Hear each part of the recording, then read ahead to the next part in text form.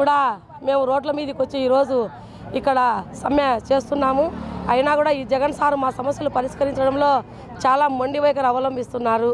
జీతాలు పెంచమంటే మా దగ్గర డబ్బులు ఉన్నాయి, అయినా మేము పెంచమని బెదిరించే ధోరణిలో వైఎస్ఆర్సీపీ ప్రభుత్వం నాయకులు కూడా మాట్లాడడం జరుగుతూ ఉంది.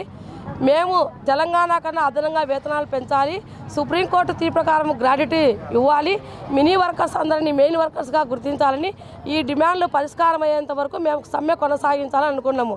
అయినా ఈ రాష్ట్ర ప్రభుత్వం చాలా మొండిగా వ్యవహరిస్తున్నటువంటి పరిస్థితి.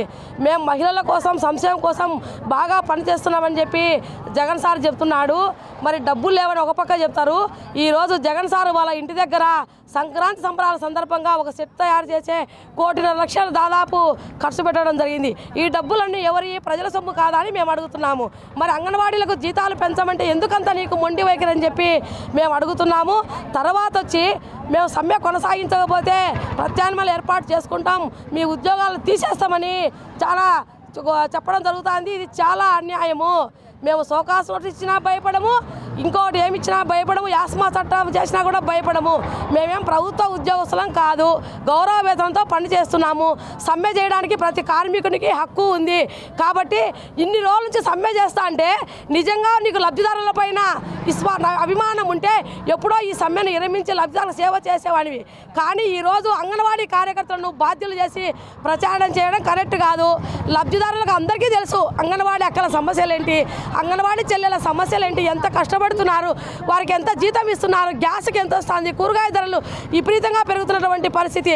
సెంటర్ అద్దెలు అడ్వాన్సులు మేమే కట్టాలి, సెంటర్ అద్దెలు కట్టాలి. 5 నెలలైనా 6 నెలలైనా కూడా అడ్వాన్స్ జీతాలు రానటువంటి పరిస్థితి, కూరగాయ బిల్లులు రానటువంటి పరిస్థితుల్లో, విధి లేని పరిస్థితుల్లో అంగన్వాడీ అక్కలు ఈరోజు రోడ్డున పడి సమ్మె చేస్తున్న పరిస్థితి ఉంది. దీనికి కారణము ఈ రాష్ట్ర ప్రభుత్వము, ఈ జగనన్న సారు, సజ్జల రామకృష్ణారెడ్డి గారు, బోత్స గారి మాటలని జగనన్న చాలా బస్సుపడే పరిస్థితి జరుగుతూ ఉన్నది. ఐసీడీఎస్ మంత్రి ఉషా చరణ్ గారు ఒక్కసారి కూడా మమ్మల్ని చర్చలకు వచ్చినప్పుడు కానీ రావడం లేదు, దీనిపైన మాట్లాడడం లేదు.